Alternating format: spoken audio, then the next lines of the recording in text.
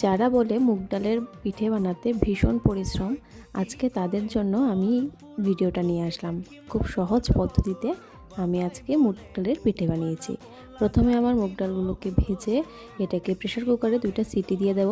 তারপর ওইটার মধ্যে একটু জল দিয়ে আমি দিয়ে দিয়েছি চালের গুঁড়ো, গুড়, নারকেল গুঁড়ো যেটা আমি বাজার থেকে কিনে এনেছি, আর সাথে দিয়েছি 2 চামচ গুঁড়ো দুধ। তারপর এটাকে ভালো করে মেখে এটাকে আমি একটা থালে নামিয়ে নিয়েছি। কিছুক্ষণ ঠান্ডা হওয়ার পর এটাকে আমি একটু হাত দিয়ে ভালো করে মেখে নিয়েছি।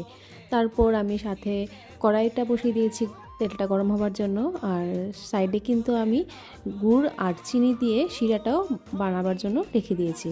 তারপর তো পদ্ধতি ভীষণ সহজ, মাখাটাকে পেড়ার মতো সাইজ করে তেলে জাস্ট ভেজে নাও, আর তারপর গরম গরম সেগুলোকে শিরার মধ্যে দিয়ে দাও, আর রেডি কিন্তু আমাদের মুগ ডালের পিঠে। তো এইবার শীতে এটা তাড়াতাড়ি বানাও আর আমাকে কিন্তু কমেন্ট করবে।